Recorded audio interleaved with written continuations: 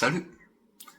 J'ai eu bien des échos comme quoi ma chaîne YouTube avait une atmosphère très lourde et plutôt déprimante. Dans le but de remédier à ça, et parce que ça m'embête de passer pour un dépressif alors que je me soigne, je vous propose cette semaine une vidéo populaire et joviale, à savoir un classement numérique hiérarchisé selon mes goûts, qu'on appelle aussi communément un top. Mesdames et messieurs, voici mon top 5 des meilleurs jeux vidéo de tous les temps.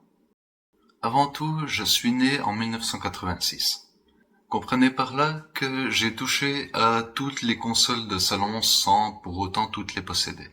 Depuis que le média a assis sa popularité mondiale avec la console Nintendo Entertainment System, autrement dit, cette bonne vieille NES. Je vais commencer d'entrer sur les mentions honorables parce qu'il me faudrait une vingtaine d'entrées pour faire un classement vraiment exhaustif. NES, Super NES et les consoles de Sega, ma découverte du média est une histoire pleine d'émotions.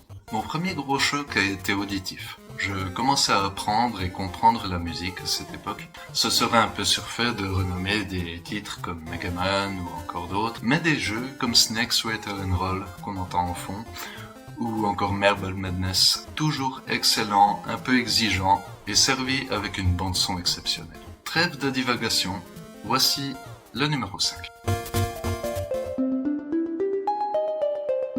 Même si son prédécesseur a reçu toute l'affection du public au fil du temps, je reste convaincu, pour avoir fait mon éveil vidéoludique sur la Nintendo 64, que Banjo-Tooie est le meilleur jeu de son catalogue.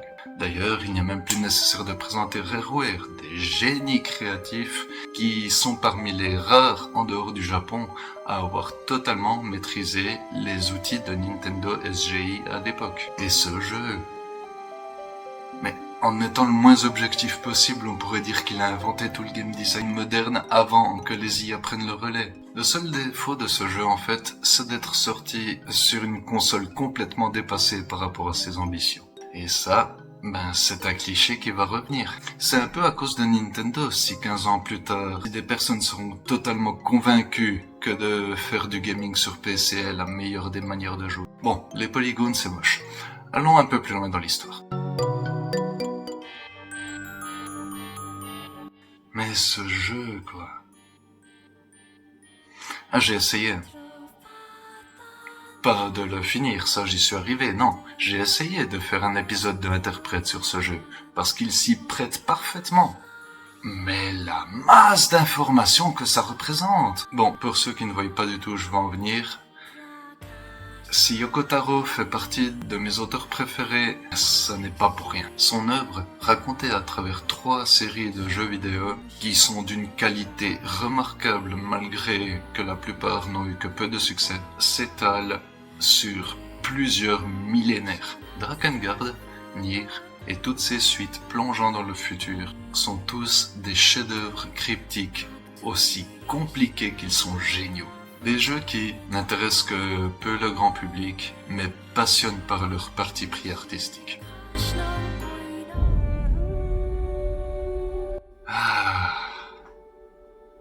Vous savez, je suis quelqu'un d'hypersensible.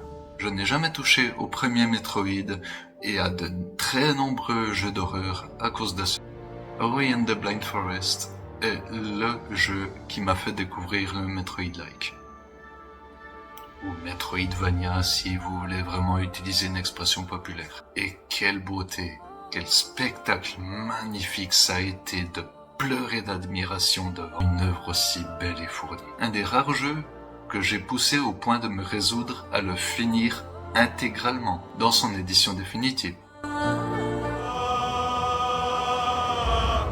J'en ai déjà brièvement parlé, ce jeu est un chef-d'œuvre qui a sublimé l'adaptation de jeux de rôle classiques sur un support numérique. Là où Baldur's Gate 3 est des plus chers à mon cœur, en dehors de ses qualités intrinsèques, c'est que j'éprouve une petite fierté d'y avoir participé, même si c'est à une échelle infime. En gros, j'ai rencontré des francophones qui faisaient partie de l'équipe de développement et leur ai donné quelques conseils avisés. Un résultat magnifique pour un projet qui paraissaient tellement casse-gueule et impossibles, et au final, ils ont juste sublimé la formule qui avait déjà fait le succès de Mass Effect.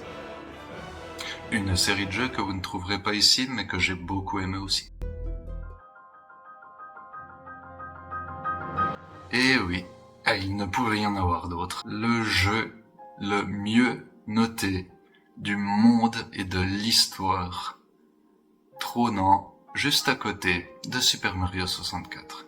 Là où cela devient personnel, c'est que ce jeu, pour moi, c'est un rêve d'enfant qui se réalise. On a tous eu des idées parfois loufoques, parfois bêtes et souvent irréalisables durant notre enfance. Moi, mon rêve, à une époque où on jouait encore en 2 dimensions avec un scrolling qui allait de la gauche vers la droite, mon rêve était déjà d'avoir un jeu en 3 dimensions tellement réaliste qu'on ne verrait pas la différence avec le réel. Je ne suis pas en train de dire que c'est littéralement ce qui a été accompli avec ce jeu, mais avouez que le titre est quand même le meilleur dans cette catégorie. Voilà. N'hésitez pas à me dire vous-même en commentaire quels sont vos plus beaux et vos plus grands chocs vidéoludiques. Merci de m'avoir écouté, de m'avoir regardé. Oui, c'est pas souvent que je fais du facecam, mais si vous me suivriez sur Instagram, vous en verriez plus. Et merci à mes voisins d'avoir évité de faire du bruit pendant que je fais ce tournage aussi, hein, c'est quand même cool. À la prochaine.